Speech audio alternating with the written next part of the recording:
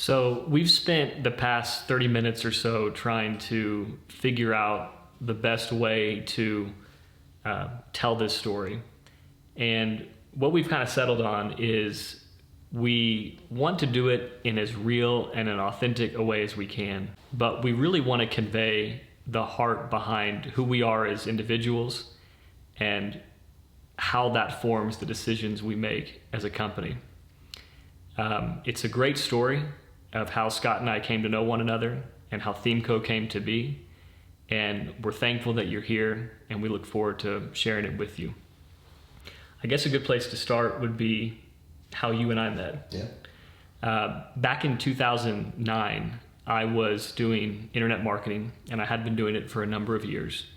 And up until that point, I had been kind of an island to myself.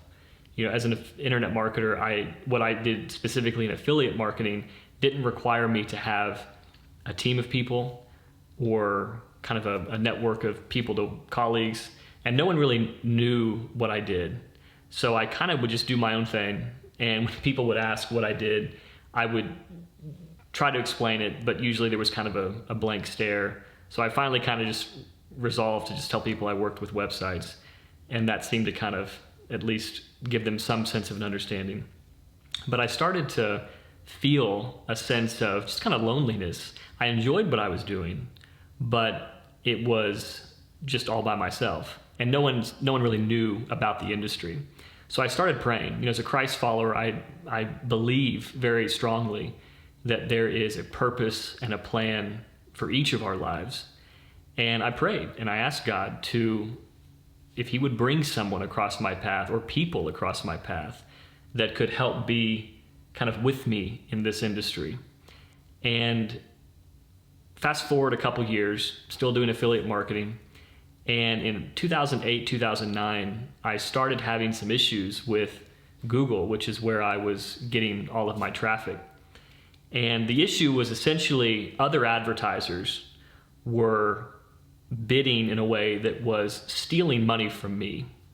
And it was something that was completely against Google's terms of service, but it was really hard to catch.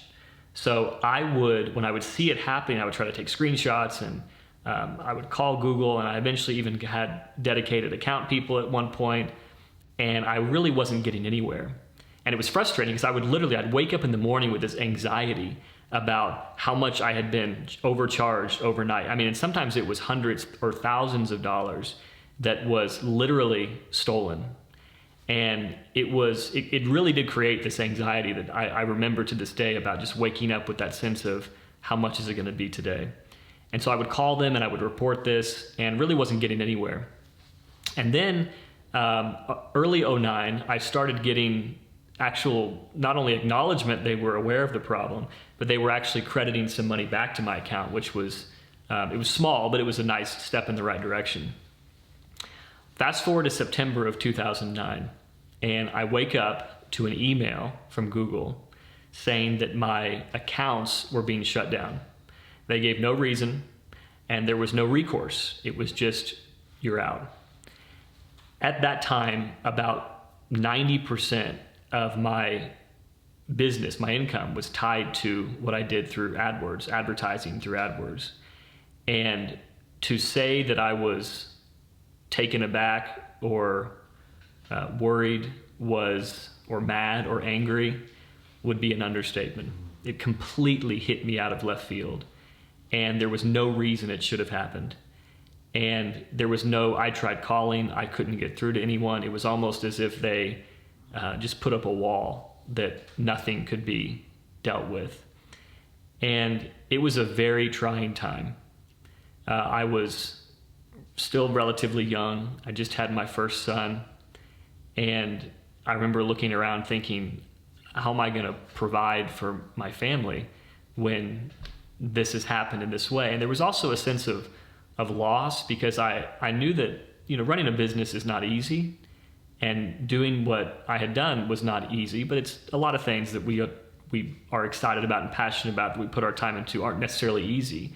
But when you see an outcome out of it, you're proud of that. And I was very proud to be able to do what I had been able to do. Not in a prideful way, just I enjoyed that it was providing income for my family and in a very flexible way. And so to have that taken away overnight in a way that wasn't justified felt completely unfair. So I was angry, I was upset, but again, as a Christ follower, I had to trust the Lord in that season, to be looking, to be asking him what he was doing, because it made absolutely no sense to me on a human or on a fleshly level. A lot of prayers, a lot of tears, a lot of counsel from friends and family.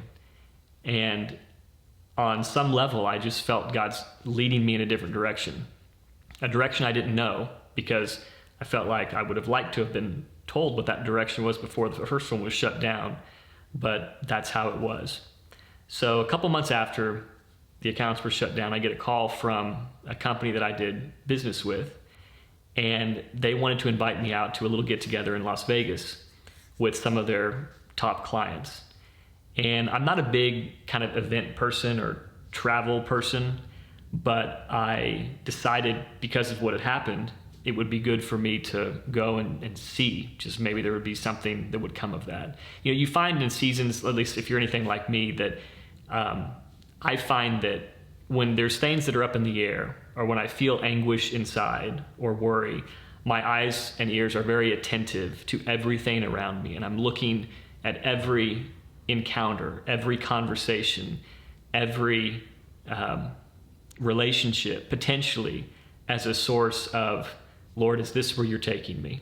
And a lot of false starts will happen, but it creates a sense of anticipation and excitement, and for me, trusting that God would provide, because one thing he did was he faithfully provided more than I needed throughout that season, even when I didn't know where it was coming from, in some really cool ways. I mean, there would be times I would go to check my mail, and there would be checks from companies who I'd worked with a long time in the past that were now paying commissions on certain things that I had no idea about. That happened more times than I can remember. And every time it was a reminder that God was aware of my need and providing in a way that was only what he could do. So I decided to go out to this event. It's in Las Vegas. I fly out there. I get out there, get to the hotel room, and I remember sitting there thinking, maybe I just won't go. You know, the thought of being in a room with people who I don't know, a couple of them I had emailed before, was just not on my top 10 list of fun evenings. But again, because I was so sensitive to trying to see, is there something here? Is there something I need to know or do? My attention was acutely focused around that. And I'd come that far, I thought it'd be silly if I just stayed in my hotel at this point. So the party was at the top of the Mandalay Bay, overlooking the Strip in Las Vegas. And you go up these elevators and you get into this beautiful room. It's dark. There's a lot of people from all over the world. It was a digital marketplace, so a lot of their clients were from Israel, interestingly enough, was a big contingent there for being as small of a country. But Europe and the States and other places, don't know anybody. So I see a section of food. So I decide to go over and get something to eat. And when I'm in that line, I decide to turn around to the guy behind me and introduce myself. And unbeknownst to me at the time, it was Scott. That created, there's some really cool things that came about our conversation as a result of that. Yeah. I think it'd be good for you to kind of share some of your thoughts about that night and getting you to that point. Yeah, it's fascinating. Our stories are so similar in so many ways. I, too, didn't necessarily really want to be there. It was maybe for a different reason, because I had just been, that conference that you and I were at, it was just like a day and a half, and it was on the tail end of another really high-powered, high networking kind of, get up early, stay up late kind of conference, meet as many people as you can, get the right contacts. And I had just been doing that for 3 days. And I was absolutely exhausted. But that conference that you and I were at was really an honor to be at. Do you remember that? Mm-hmm. It was the top 100 affiliates of a particular company. And that company had really just started opening its doors and started inviting its top affiliates in. And this was the very first conference that they had done. And when I first got the invitation, I don't know about you, but I was surprised to find out that I was one of the top 100. I mean, I knew kind of like we were doing okay, but I had no idea we're the top 100.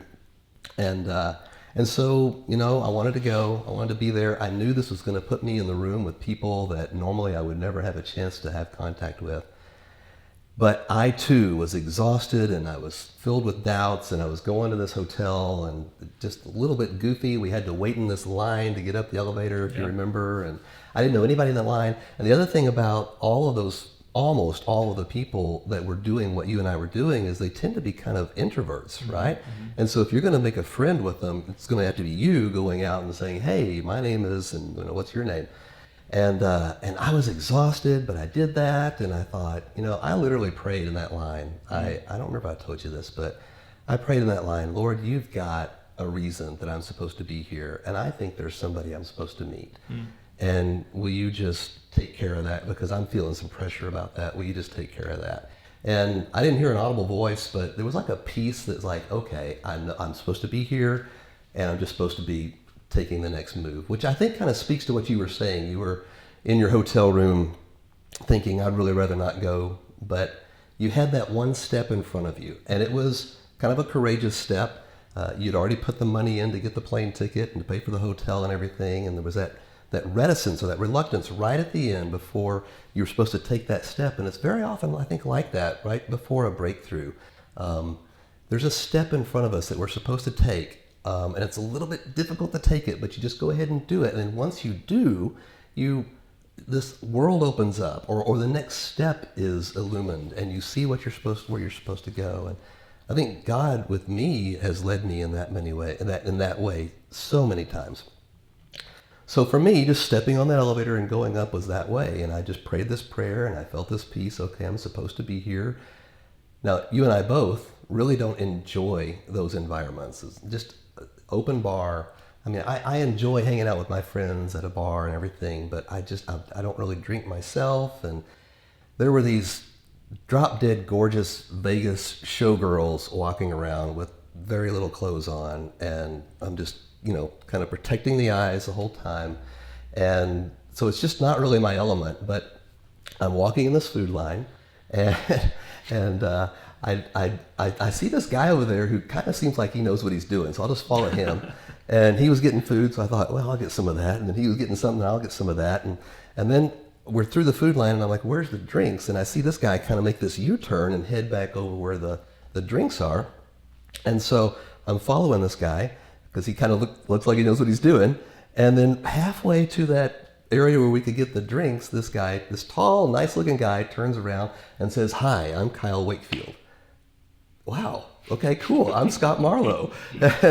And gosh, if we could go back to that moment and just, it could dawn on us everything that was getting ready to happen from that point on, I think we would just be crushed by the enormity, the gravity of what God had in store for us. That's right.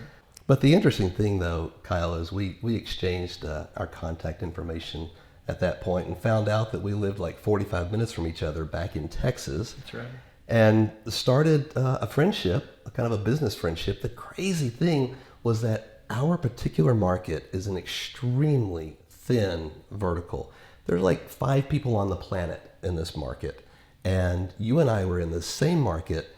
But the weird thing is we weren't competitors because of the way that we were getting our traffic in completely different places. And so not only could you find somebody who understood internet, but also understood affiliate marketing, and also understood this really weird, very thin vertical that we were in. And we had the same vernacular and the same language, so we said, there's something going on here. And so we, over the next, 18 months or so, we would meet each other every 2 or 3 months in the mid-cities and just hung out just to see what God was doing. That's right.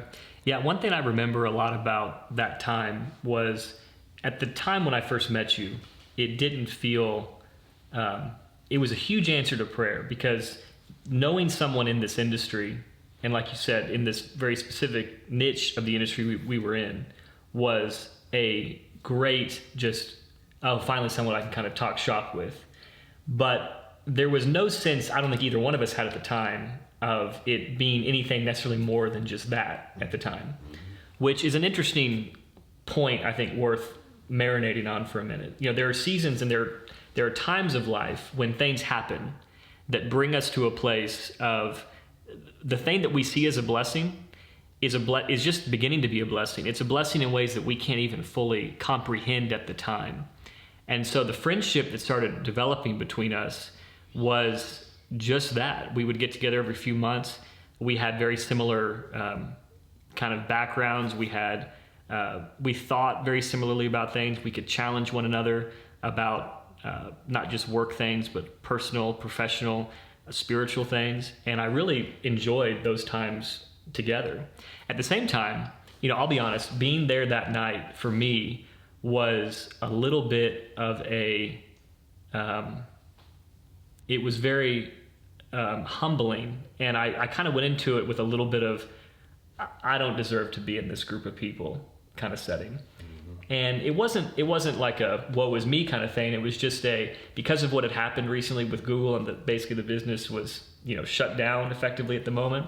Here I was surrounded by all these people who were doing very well.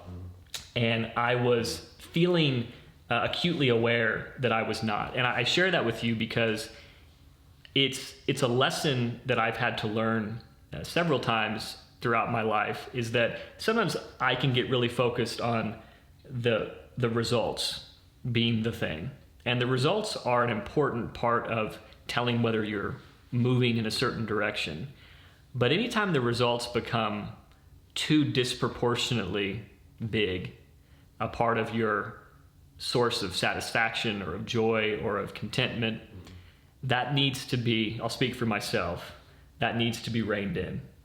And I think part of what the Lord was doing in my own life was teaching me how to be thankful and be aware that this is from Him, He had provided, but that He was also the Lord over the times of challenging times as well.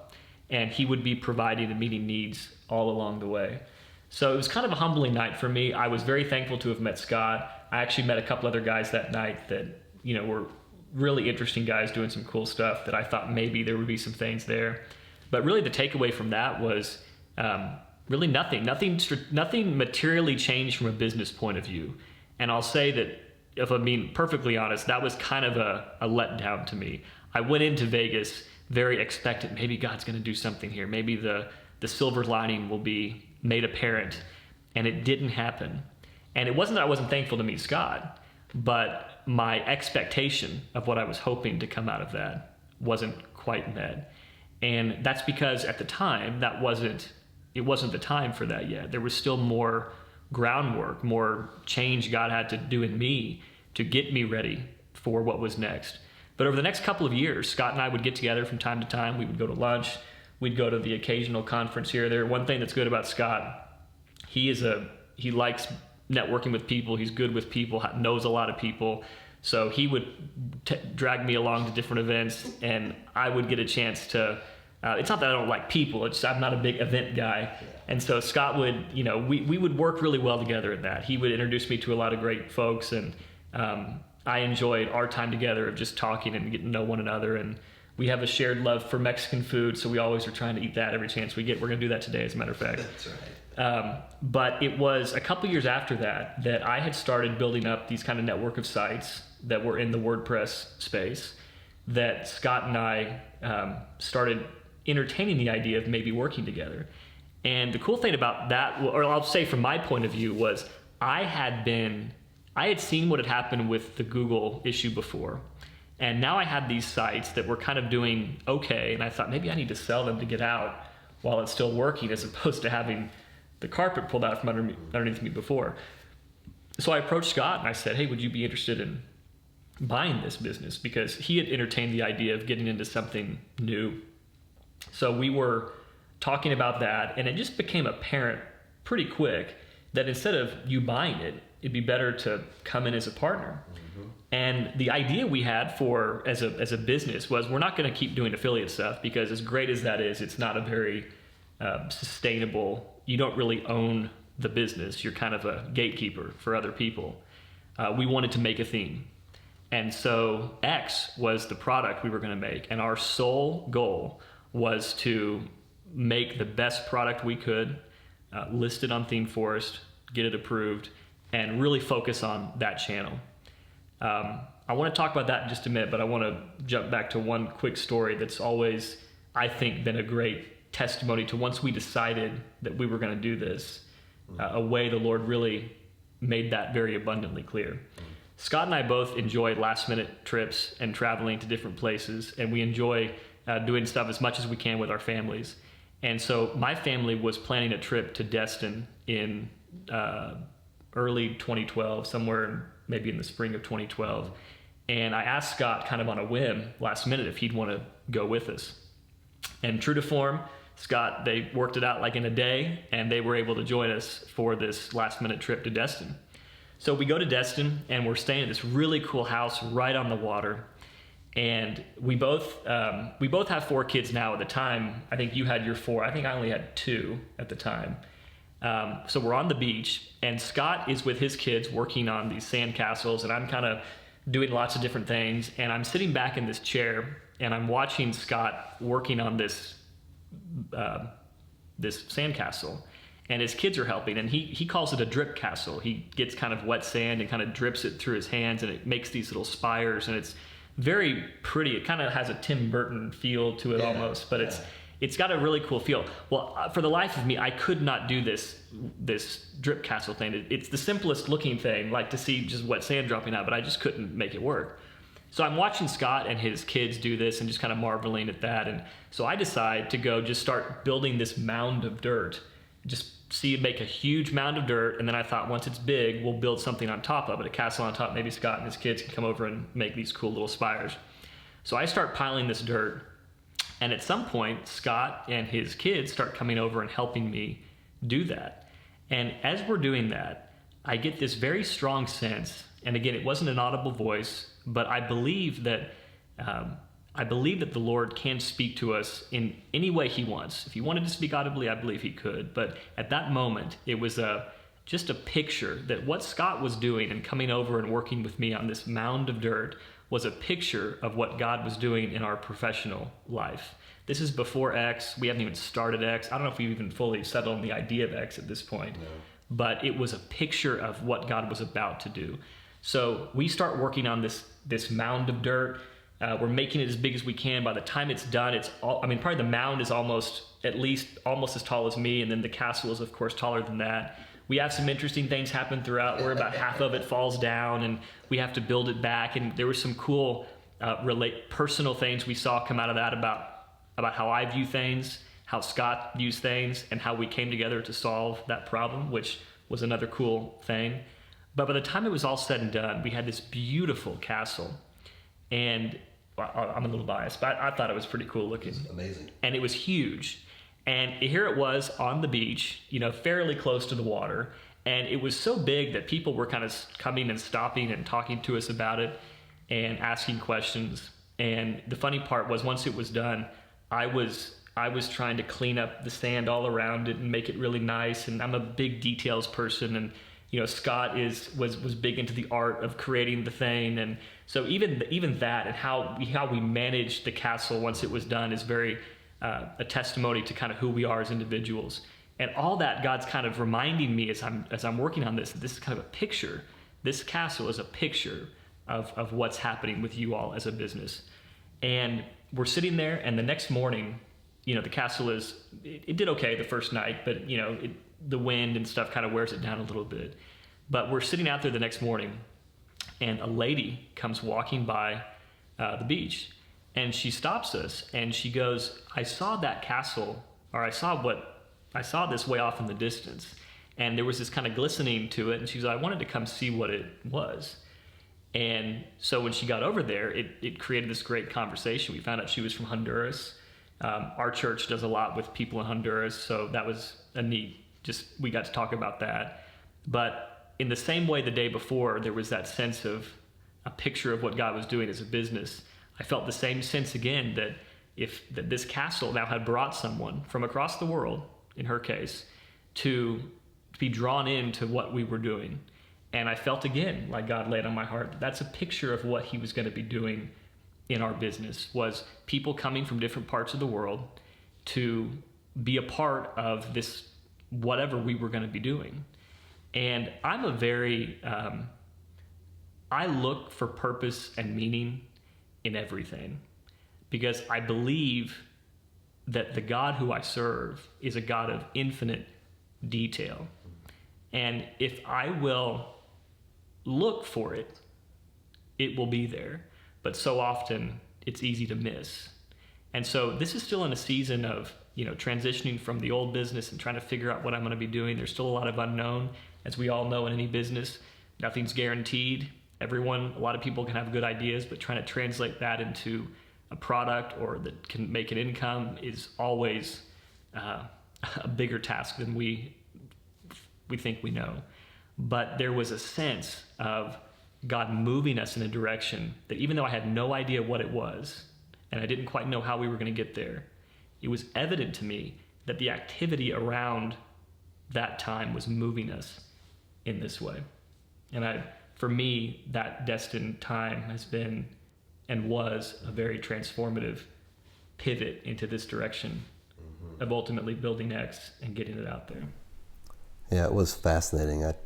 I go back to that and think about how much fun we had on that trip, and it was fun for our families to get to meet each other, and just how they instantly had an affinity for one another, and I love building those little drip castles. But when we looked over and saw that Kyle is a very independent spirit, and I love him that way. I'm the same way, and he wasn't going to come over and help us. He had to do his own thing, and it was momentous. It was this monstrous pile of sand that he was building. And I thought, you know what? One guy can get that pile up to so high before he wears out, but two guys could get that pile up significantly. And so we got this huge bucket, and I enlisted my kids, and we just started piling sand up on that thing. And that moment that you're talking about, there was a moment where a whole side of it just kind of caved in. And I have kind of an art background. Your professors teach you that whenever something like that happens to your precious work, you just realize that it's a divine happenstance. It's something that was supposed to happen, and so you lean into it and you see what could become of that piece now that this thing out of the blue happened to it. And so I was telling Kyle about that, and you could tell he was listening, but the whole time he's like, no, I've got a design in mind. And he did. He had a design in mind that he wanted, and that was kind of my first lesson to maybe something we'll get to here in a little while, but just realizing that there was a level of trust that I needed to. It was kind of this quiet kind of like, hey, he's going to do that, but he's going to find out that it's still going to have that internal fault and it's still going to fall off. But he's coming from another perspective where he says, no, this is what it needs to be. This is the vision. This is what we need to do. Everything we can do to make it be. And so I said, you know what? We're going to lean into what he's saying. We're going to let him lead here. And he did. And sure enough, it slipped a little bit later, I think, but mostly it stayed. And we created this really just fascinating thing that had a ramp that went all the way up, and it had guardrails, and it had stairs, and it had hidden caves that went through the mountain and everything. And it was really crazy, which I think is... There's something that was going on there, maybe bigger than what you and I even know, that maybe we'll discover even more about it someday. But it was interesting that I was just buying into the business. So Kyle had pivoted really well from something that had cratered and pivoted into a completely new market. It was new to him. It was definitely new to me. And he had bought up and built up some strong websites. And he told me about them, and I was attracted to the idea and attracted to like the way Kyle did things. And so I bought into half of the ownership of those sites. And it's fascinating that most of those sites, while we still own most of them, they're not the mainstay of our company now. There may be a trickle of income. I don't even know. Is there a trickle of income coming from those at all? A small trickle. Okay. It's enough to pay for lunch today, maybe? Maybe. If you keep them running for a whole year? That's right. Okay. So anyway, we Kyle, it was doing really well back then, Right. and we were happy with the income. And but Kyle had this idea, and we had a developer, very closely related developer in your brother, that you and he had an idea, and we all said, let's go with it. So tell us about that. So the idea was to make a theme and try to get it on ThemeForest. And so we set out to do that. And we started in early 2012 early 2013 to build the theme. Now, my brother Corey, who's our lead developer, kind of cut his teeth working with me on some other sites that we owned, some of those other network of sites. And Corey's a very, very gifted individual in lots of ways. And when he's interested in something, he really dives deep on learning kind of the nuance of it, whether it's sound engineering or music, or in this case, development. So Corey was tasked with building this product. And for someone who was still relatively new to development, it was a monumental task. And I had never created a product before, but I knew enough about themes that I knew what I wanted to at least see from a feature set, if I could have a wish list of a theme. So we sat down to start building X in early 2013. And the thing that I'd like to kind of touch on just within that season that I think is probably worth mentioning is anytime you decide to do something, there's excitement, but there's equal dread or kind of wonderment about, now what are we going to do about this? How are we going to do this? And most everyone, I'll bet if you ask anyone in any industry, everyone always feels like they don't know what they're doing. And everyone else in that industry does know what they're doing. And they're like a fish out of water. And I certainly had a little bit of that, but there's also a part of me that wants to push through that and say, well, we're going to, everyone else had to start somewhere. All these other guys that are doing this had to at some point decide, I'm going to go down this path. And so there was kind of that dread mixed in with the excitement, mixed in with seeing this momentum. I can't underscore enough how much had happened over years to get us to this point, to where it was so clear to me, even though I didn't know the outcome, it was clear to me God was doing something. And so it helped me take that step of faith into making the product. Well, throughout that year, 2013 was without a doubt, to date, one of the most challenging years of my life. And part of it was because we were trying to build this product, and when you're making something from scratch, there's no guidebook, there's no one telling you what to do. As many of you know, you have to go out and just make it happen. And there's a sense of give and take on that, and you kind of run down a path and realize that's not working, so you got to come back and try this again. A lot of that happened, which is all very normal and part of the process. But at one point, I kind of put a self-imposed deadline of we're going to be done with this at May. And I even went so far as to book advertising to like be kind of I don't know what I was thinking. I think it was just I'm going to make us get it done because we have these ad spots booked. Well, come May, we're not ready.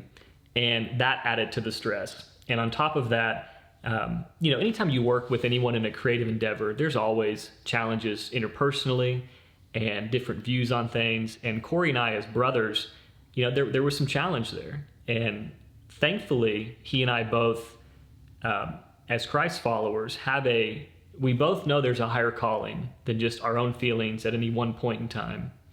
And to his credit, he stuck it out. And we kept pushing through, but it was a challenge, and I was feeling the anxiety and the stress of it all. And while we're so focused on building this new product, the other business was kind of starting to slowly taper off because our attention had been put into this new site. And I started having, I was just very anxious. I was anxious in a way that I had never really been before, and it wasn't all just business related. I just found there was some general anxiety that kind of almost out of nowhere came up, and there were some health related things. So most of the year I felt like I was going from doctor to doctor trying to figure out what was going on, and I wasn't really able to get any clarity. At one point I had to have a surgery and on something, and that helped a little bit, but there was a lot of just a lot of challenge on a lot of levels. And Scott and I, many times throughout that year, would get together and talk and pray. And we continued to feel like this was the path God wanted us on, but the end was looking like it was kept getting pushed back. So at one point, we finally get the theme finished. We're really excited about it. We go to submit it to Theme Forest, and they rejected it. Now, we had heard that that's pretty common when you submit a theme to Theme Forest, but we had taken almost a year by that point to create this product, and we just couldn't seem to get anyone's attention. Like, they rejected it within seconds. So we kind of went back to the drawing board, tried to add some more stuff, went back to submit it again. They rejected it again. And then we're starting to get a little frustrated. And I actually had the email of the CEO. And at one point, I wrote this really mean letter. I say mean. It was strongly worded letter about how frustrated I was with the process and how broken the system was. And I never sent it, but I saved it because it was kind of I go back and read it every once in a while because it reminds me of how I was feeling at the time. And really, so much of why I was feeling the way I was feeling was because in that season, I was trying to do everything out of my own strength. And I was finding again and again and again how limited that is in many different ways. And I believe God was trying to teach me in a very personal way how to be dependent on Him through a season that was that naturally requires a lot of initiative and taking charge. So those are two things that kind of are almost opposing forces: being dependent while still taking initiative. But he was teaching me what that looked like. So we go to try to make changes again to the theme, just seeing if we can find something that would address their concerns, which they weren't really giving any feedback, so we didn't really know. And we go to submit it. Around that third time of it being submitted, I had to have that surgery. And I was back at home, recovering, sitting on this couch in my living room, and we got the email for a third time that they had rejected it. And I can, there's a few moments in your life we can all go back to where we remember vividly how we felt or circumstances, good or bad. And that was one where I felt just at the lowest of the low. I felt emotionally depleted, physically depleted, spiritually depleted, relationally depleted. And I just felt kind of at the end of a rope. And I didn't know why we were meeting such resistance on that.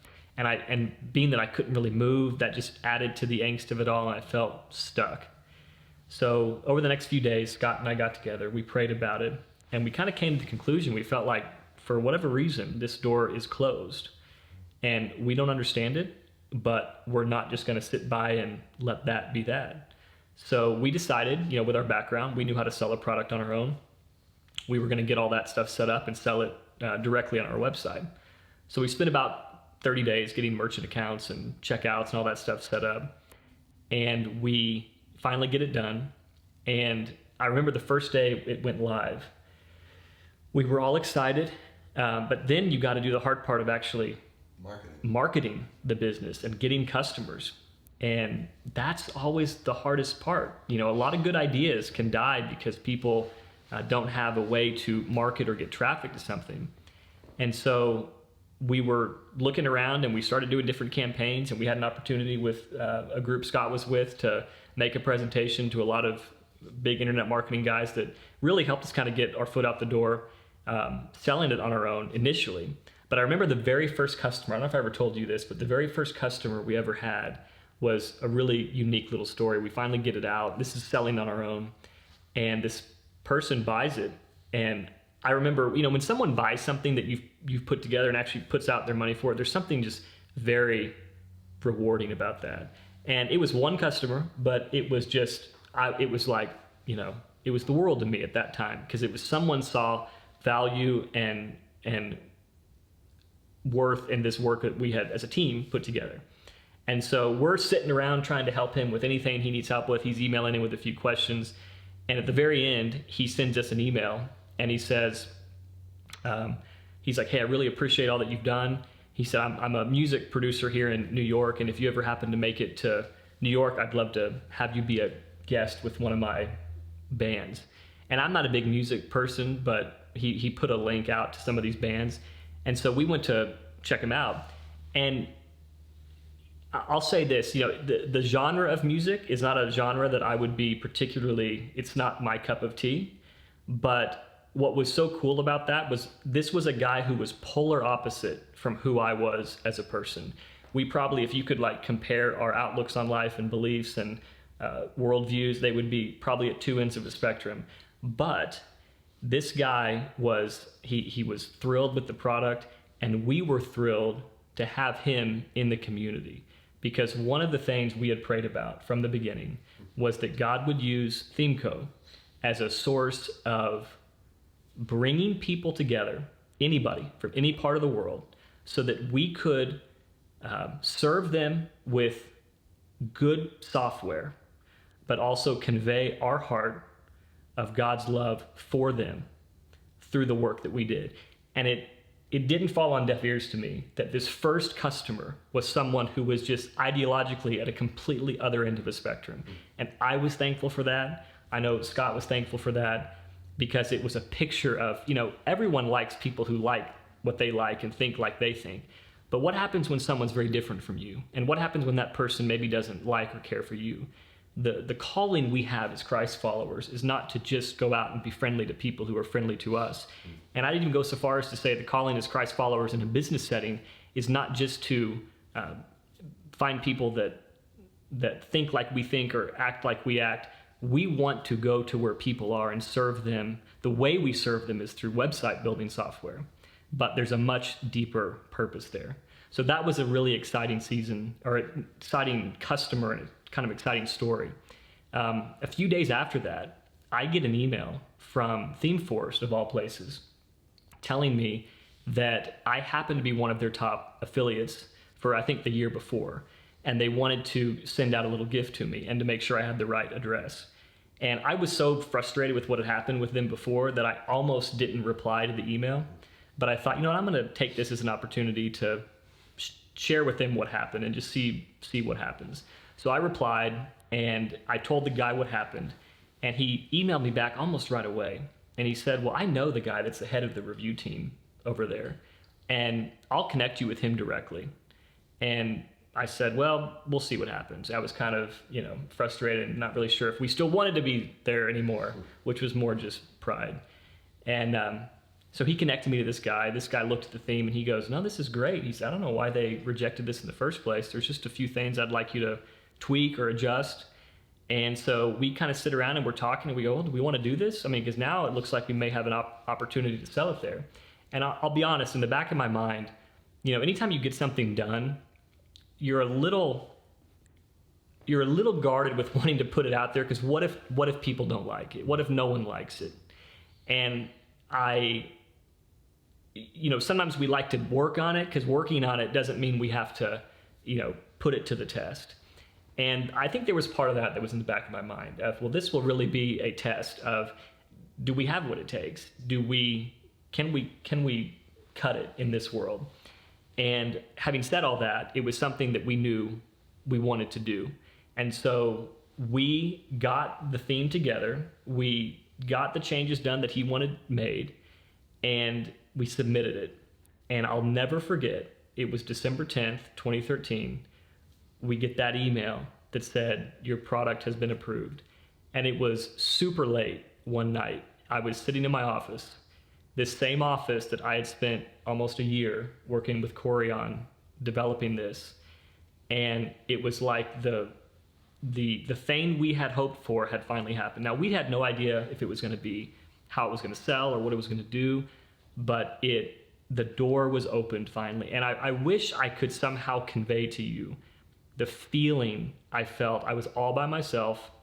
It was very late in my office. There were tears. There was a sense of joy. There was a sense of, oh, now we get to see what people think. Mm-hmm. And it was a very private moment, but it was a moment of what I didn't know at the time, of God just beginning this whirlwind of a season for us. And within within a week, it quickly got into the top 10, and then it just kind of took off from there. So we went from having a business that was, in a somewhat challenging spot because we'd been so focused on this for a while, to being at the other end where we're having so many customers and so much demand, and we were just overrun. Poor Corey, and we had one other guy, Ruben, at the time, Corey was doing all development. Ruben was helping a little bit with development and trying to do support, and it was just the two of them. And so it was a really challenging season, but it was also such an exciting season because we saw how God had led us into this thing that we had hoped for. And now we're getting a chance to have it out with customers and seeing how God's providing and really taking us to the season we've been in over the past few years, which is working on X and now Pro. Yeah, which is an interesting time, right? Because I really wasn't involved very much in the development of X. I was just like lobbing in things once in a while. But I was kind of wondering, what is my place here, right? And once this explosion happened and several hundred people a week were buying the theme, we needed support. We needed a support staff. And if there's anything I knew how to do, it was how to hire really sharp, really great people, just A-level people. And so I just kind of turned on this engine, and of course it takes a little while to find the right people, but very quickly we started getting some really high quality people. And I think Corey sent me a present every time I hired somebody new because he got maybe an extra hour of sleep a night. He was now sleeping 2 hours a night. Right. But and it was just really fascinating that I was kind of just letting those guys do what they did, and they did it a whole lot better together than it would be if I had been interfering.